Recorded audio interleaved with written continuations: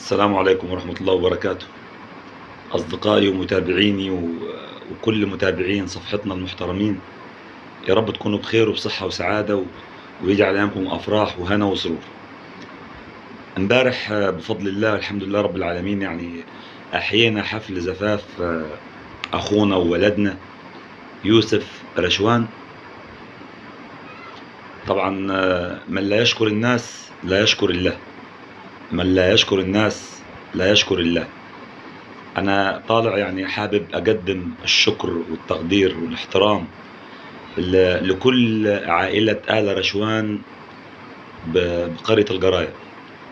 عائلة آل رشوان يعني إخواتي وأصدقائي وزمايلي وأحبابنا، الحج حسين رشوان والحج أحمد رشوان والحج حسن رشوان والحج حسين رشوان ويوسف رشوان وكل عائلة آل رشوان بالقراية. ربنا يبارك فيكم ويجعلكم عمرانين دايما، أكرمتمونا أكرمكم الله.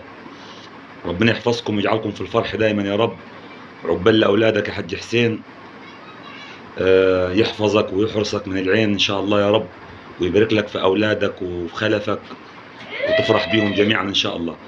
وحابب برضو أشكر آل زكي جميعا، دكتور زكي وأخواته وأبناء عمه، ربنا يبارك فيهم ويحفظهم ويجعلهم في الخير دايما عمرانين يا رب العالمين. وبرضو منساش أخوال آل رشوان، الشيخ أحمد أبو زيد، الدكتور أبو زيد، ومحمد أبو زيد وأولادهم وأحفادهم وأخواتهم، والحجة الكبيرة ربنا يبارك فيها أمنا وأم الكل، يجعلكم عمرانين دايما. بصراحة وبما يرضي الله يعني من لا يشكر الناس لا يشكر الله.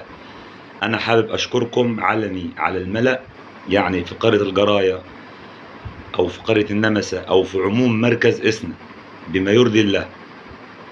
الفرح الوحيد أو الليلة الوحيدة اللي أنا يعني ببقى فيها في حتة تاني وببقى فيها بتعامل بطريقة تاني، أفراح ناس برشوان وناس أبو زيد في القراية بما يرضي الله.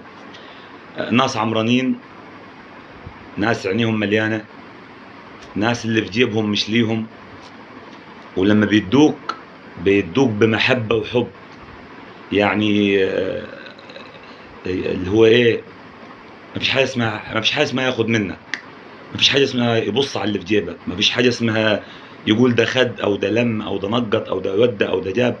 ومش منتظرين نقطة من حد، مش منتظرين حاجة من حد، كل اللي منتظرينه الفرح والبهجة والسرور وإدخال السعادة عليهم وعلى أخواتهم وعلى جيرانهم وعلى محبينهم. وحابب برضو أقدم الشكر لكل آل عبد النعيم الكلابي بالقراية، أبو النمر حبيبنا الغالي المحترم، ربنا يديله الصحة والعافية يا رب. يعني الراجل ده راجل أنا بحبه وبعزه وبقدره، ربنا يبارك فيه وفي أولاده وفي أحفاده وفي ذريته يا رب العالمين. الراجل وقف وأكرمنا، وكفاية حبه لينا ومودته لينا، ربنا يجعل أيامه كلها سعادة وأفراح. وبرضه حابب أقدم الشكر والتقدير والاحترام لأخونا العزيز الفاضل كورولوس عبده، يعني فعلا اللي خلف ما ماتش.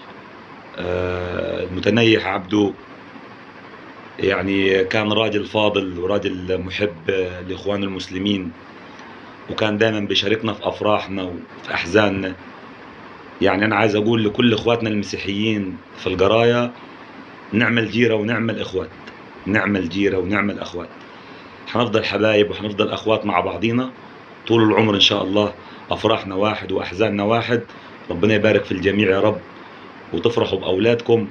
وأقول مرة تانية كل الشكر والتقدير لعائلة آل أبو زيد وآل رشوان وآل زكي بالقراية، ربنا يجعلكم متحابين متماسكين مترابطين مع بعض، أسرة واحدة، ويجعل أيامكم كلها أفراح يا رب. السلام عليكم ورحمة الله وبركاته.